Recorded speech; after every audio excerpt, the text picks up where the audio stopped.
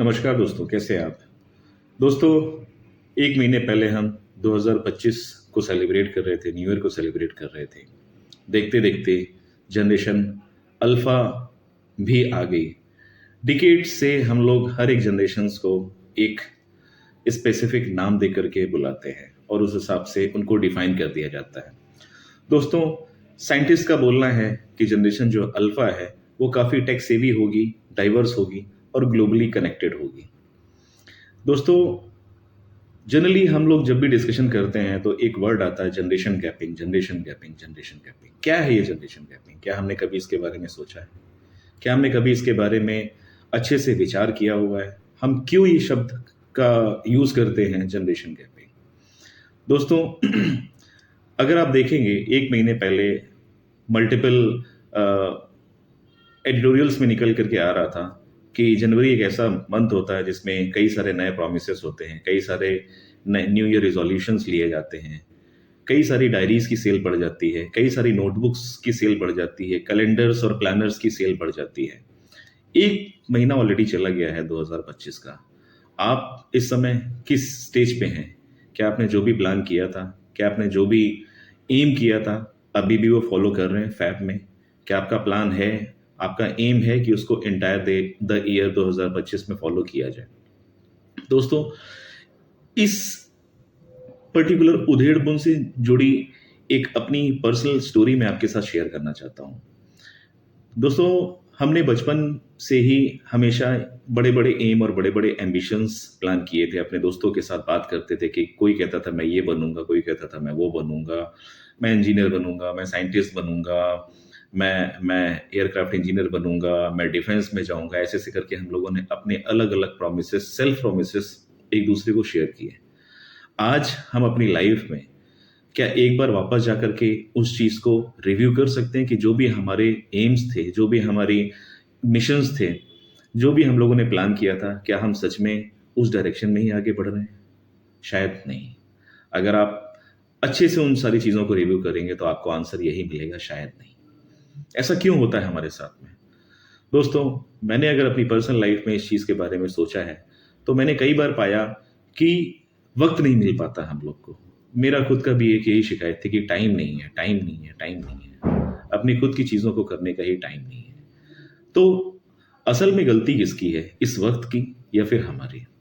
क्या ये वक़्त मिसमैनेजमेंट का फ़ेज़ देख रहा है या फिर हम खुद मिसमैनेजमेंट के दौर से गुज़र रहे हैं?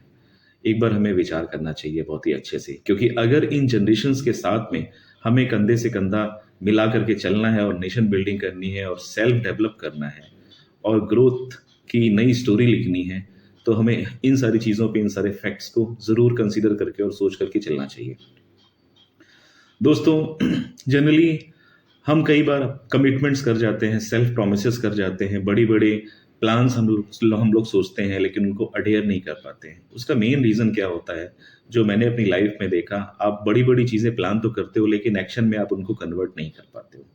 ऐसा क्यों होता है? क्यों हमारी क्रेविंग्स हमेशा जीत जाती हैं और हम पीछे रह जाते हैं? हमारे जो प्लान्स होते हैं, वो सब धरे के धरे रह जाते हैं और वो सिर्फ़ नोटबुक के एक पन्ने में दबे के दबे रह जाते हैं। जब भी कभी आप उन नोटबुक को 2 महीने, 4 महीने में, 5 महीने में खोल करके देखोगे, दोबारा से एक मोटिवेशन जाग जाएगा और फिर से हफ्ते 2 हफ्ते उन सारी चीज़ों को फ़ॉलो करोगे और फिर से वही सेम स्टोरी रिपीट हो जाएगी और आप शिकायत करोगे कि टाइम नहीं है हमारे पास में। दोस्तों, कब आएगा ये टाइम? किस आइडियल टाइम का हम वेट कर रहे हैं? और कैसे ये हमें मिलेगा? क्या हमें ये आकर के किसी मिरेकल के रूप में मिलने वाला है? शायद नहीं। दोस्तों, इसके लिए हमें खुद ही मैनेज करना पड़ेगा अपने आप को, अपने टाइम को।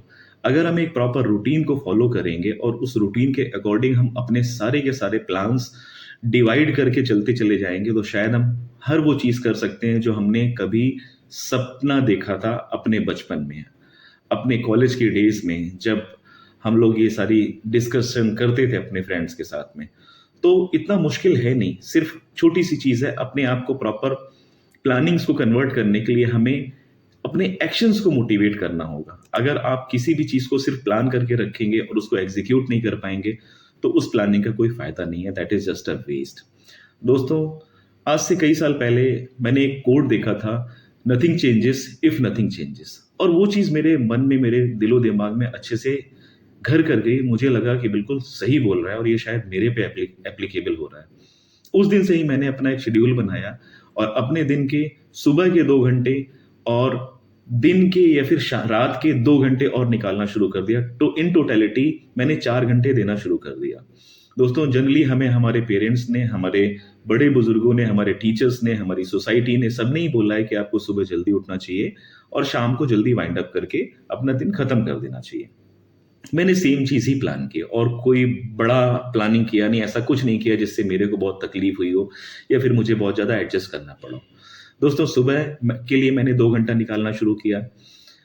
मेट्रो सिटीज़ में जनरली अगर आप देखोगे तो आपका जो ट्रैवलिंग टाइम होता है, आपको पर किलोमीटर 2.5 से 3 मिनट लगते हैं। अगर किसी का ऑफिस 30 किलोमीटर्स दूर है वन वे, तो आपको ऑलमोस्ट 90 मिनट, 75 टू 90 मिनट्स लगने वाले हैं। तो बड़ा ईज़ी हो जाता है, आप मेट्रो का, आप पब्लिक कन्वीनियंस का को यूज़ करके अपने लिए और फालतू का 1 घंटा जाते समय, 1 घंटा आते समय निकाल सकते हो। इसी तरीके से ये टाइम को यूटिलाइज़ करते हुए मैंने अपने लिए सुबह के 2 घंटे और अपने ऑफिस के कम्युनिकेशन के दौरान 2 घंटे और निकाले। दोस्तों, मैंने दिन का 4 घंटा अपने आप पे, सेल्फ डेवलपमेंट पे, अपनी अवेयरनेस पे, अपने पैशन पे, अपनी मेंटल स्ट्रेंथ को बूस्ट अप करने के लिए लगाना शुरू किया। ये जर्नी मैंने स्टार्ट की थी आज से लगभग 3 साल पहले। आज मैं इस वीडियो के माध्यम से आपको बताना चाहता हूँ, मैंने अपनी अपनी जो भी स्ट्रेटजीज हैं वो आपको शेयर करना चाहता हूँ कि मैं 3 साल पहले की कंपैरिजन में आज खुद को कितना ज़्यादा बूस्ट अप महसूस करता हूँ। दोस्तों, मैंने एक 6 स्टेज अपने लिए रूटीन बना करके रखा हुआ है। सुबह सबसे पहला है आपका वेकअप कॉल। उसके बाद में, वेकअप होने के बाद में आपको प्रॉपरली हाइड्रेट होना है, राइट? थर्ड, आपको एक बार जैसे आप हाइड्रेट हो लेते हैं, आपको एक 15 या 20 मिनट के लिए आपको मेडिटेशन करना चाहिए। मेडिटेशन से आपकी जो मेंटल स्ट्रेंथ है, मेंटल बूस्ट बहुत ही बिल्डअप होता है। इसके बाद में आपको फोर्थ, एक मैनिफेस्टेशन, आपके जो भी प्लान्स है, आपके जो भी करियर प्लान्स है, आपके पर्सनल प्लान्स है, बिकॉज जो सक्सेस होती है उसकी कोई प्रॉपर डेफिनेशन नहीं होती है दोस्तों। Success is just a journey. आप जैसे जैसे जैसे ट्रेवल करते चले जाओगे, आपको नए माइलस्टोन आप सेट करते चले जाओगे। कभी भी ये फिक्स नहीं होता है कि हाँ, मैंने ये अचीव कर लिया, मेरी जिंदगी खत्म, अब मुझे कुछ भी नहीं करना। ऐसा कभी नहीं होता दोस्तों। इसलिए success is just a journey, जो कि ये मेरी खुद की पर्सनल डेफिनेशन है और मैं इसके बेसिस पे ही काम करता हूँ। मैं हर 3 महीने, 6 महीने और साल भर के अपने गोल्स डिफाइन करता हूँ, उनको अपनी एक नोटबुक में रेडी रखता हूँ और उसके अकॉर्डिंग उनको टारगेट करना शुरू कर देता हूँ। तो जैसा कि मैंने आपको मैनिफेस्टेशन बताया, मेरा मैनिफेस्ट करने का तरीका क्या है दोस्तों, मैंने अपने मोबाइल में ही नोटबुक, नोटपैड मेंटेन करके रखा और उसमें मैंने अपने सारे स्टेप्स, सारे पॉजिटिव, मेरी क्या निगेटिव चीज़ें हैं जो मुझे नहीं करनी है, क्या चीज़ें हैं जो मुझे करनी है, क्या चीज़ें हैं जिन पे मुझे फोकस करना है, along with the relationship development.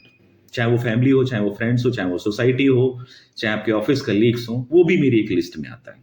Because आपका इमोशनल इंटेलिजेंस मेंटेन होना, बरकरार रहना बहुत ही जरूरी है। उसके बाद दोस्तों, मैंने पिछले 3 साल से 1 घंटे बुक रीडिंग करना शुरू किया, मेनली आर्टिकल्स पढ़ना शुरू किया। उससे आपको बहुत सारे थॉट्स आना शुरू हो जाएंगे। आपकी जो थॉट प्रोसेस है वो काफ़ी चेंज होगा, वो हमेशा कंस्ट्रक्टिव होगा, डिस्ट्रक्टिव होने की बजाय। आपका जो कॉन्फिडेंस लेवल है वो बहुत ही चेंज हो जाएगा। इससे आपको सिर्फ पर्सनली ही नहीं, प्रोफेशनली भी बहुत सारे बेनिफिट्स मिलेंगे। लास्टली आता है, मैंने जर्नलिंग करना शुरू किया था दोस्तों। नॉर्मली मैंने कल या फिर नाइट में या फिर जो भी मेरे ओवरऑल लास्ट 24 आवर्स की जर्नी रही है, उसमें मैंने क्या एक्सपीरियंस किया, क्या निगेटिव था, क्या पॉजिटिव था, क्या मेरी मिस्टेक्स थी, कहाँ पे मुझे इंप्रूवमेंट करना है, मेरे नेक्स्ट डे के क्या एम है, मैं उनको कैसे करने वाला हूँ और क्या करने वाला हूँ, वो सब कुछ प्रॉपर डिफाइन करता था। जर्नलिंग करने के बाद में मेरा जो 6th स्टेप आता है, वो मेरा आता था फिजिकल एक्टिविटी पे। मैंने अपने आप को आधे घंटे के लिए proper, without any gym, without any mechanical tools, मैंने नेचुरली अपनी बॉडी को एक्सरसाइज करने के लिए हैबिचुअल किया। और इन 6 स्टेप की फॉलो करने की वजह से मेरी पर्सनल प्रोडक्टिविटी, मेरी प्रोफेशनल प्रोडक्टिविटी, मेरा डिसिप्लिन, ये सब कुछ प्रॉपर मेंटेन हो गया। दोस्तों, आज इसी वजह से मैं इस वीडियो के माध्यम से आपको शेयर करना चाहता हूं, बिकॉज मैंने अपनी लाइफ में कई सारे चेंजेस देखे हैं। वही चेंजेस मैं चाहता हूं कि हम जैसे-जैसे अपनी लाइफ के अलग-अलग स्टेजेस में, अलग-अलग फेजेस में जैसे-जैसे आगे जा रहे हैं, वो हम जितना आपस में एक-दूसरे को शेयर कर सकते हैं, मैं आपके साथ शेयर कर रहा हूँ, हो सकता है आप ये चीज़ें आगे शेयर करेंगे, तो वो सब पूरी सोसाइटी को नेशनल डेवलपमेंट में, नेशनल बिल्डिंग में वो बहुत ही सारी चीज़ें बेनिफिट देती हैं। तो ये एक ऐसा पोर्शन है दोस्तों जहाँ पे जिसको हम प्रॉपर्ली टेक केयर करते नहीं हैं। जैसे आजकल की डेट में आप डिप्रेशन हो गया, बर्नआउट हो गया, ऐसे एपिसोड्स बहुत ज़्यादा सुनते होंगे। ये सब इस वजह से ही होता है बिकॉज़ हम फ्लो के साथ चलते चले जाते हैं और हम किसी भी टाइप का कोई करेक्शन करते नहीं। करेक्शन क्यों नहीं करते हैं? जब भी हम करेक्शन करने जाते हैं, हमारी जो बॉडी है वो रेजिस्टेंस देती है और फिर हम वापस अपनी क्रेविंग्स को से कन्विंस होकर के वापस उसी स्टेज में आ जाते हैं और सेटल डाउन हो जाते हैं और हम अपना जो भी प्लानिंग होती है वो सब धरी की धरी ऐसे ही छोड़ देते हैं। तो दोस्तों ये मैंने आपको अपनी प्लानिंग्स बताई। इन सारी चीज़ों से मेरे को जो बेनिफिट्स हुई हैं, मॉर्निंग का जो मैंने आपको शेड्यूल बताया जिसमें मैंने आपको 6 स्टेप्स शेयर किए, इनको मैंने डिफाइन किया हुआ अपने विक्ट्री आवर्स में। आप सुनने में भी बहुत अच्छा लगता है, आपके मैनिफेस्टेशन में भी अगर आप इसको विक्ट्री आवर्स बोलोगे तो आपको समझ में आएगा कि yes I am going to have some kind of victory on me, on my time, on my social skills, personal development, right? दूसरा क्या होता है, जब भी आप इन सारी चीज़ों को फॉलो करते हुए अपना दिन स्टार्ट करोगे तो आपको लगेगा कि आप एक इंटेंट के साथ अपना दिन शुरू करने वाले हो। आपको एक पर्पस दिखेगा कि हाँ, आज मेरा आने का या जाने का या फिर किसी चीज़ को करने का कोई पर्पस है। विदाउट एम अगर आप यूं ही डायरेक्शनलेस किसी भी चीज़ के लिए घर से निकल जाओगे, कोई भी काम करना चाहोगे, चाहे वो पर्सनल लेवल पे हो, चाहे वो ऑफिस का हो, वहाँ पे प्रोडक्टिविटी बिल्कुल भी नहीं आती। इसलिए डायरेक्शनलेस जाना कभी भी एडवाइजेबल नहीं होता है। दोस्तों अगली चीज़ मैं बताना चाहूँगा कि इन सारी चीज़ों को फॉलो करने के बाद में मेरा जो फोकस है वो बहुत ज़्यादा इम्प्रूव हुआ है। डिसिप्लिन हर मामले में, हर एक सेंस में, चाहे वो टाइम मैनेजमेंट हो, चाहे वो पर्सनल डेवलपमेंट हो, चाहे वो सोशल डेवलपमेंट हो, चाहे वो रिलेशनशिप बिल्डिंग हो, चाहे वो मेरा खुद का इमोशनल इंटेलिजेंस हो, इन सारी चीज़ों में मेरे जो भी एस्पेक्ट हैं जो मैंने आपके साथ शेयर किए, इन्होंने बहुत ही डेवलपमेंट करने में, मुझे डेवलपमेंट करने में बहुत ही हेल्प किया है।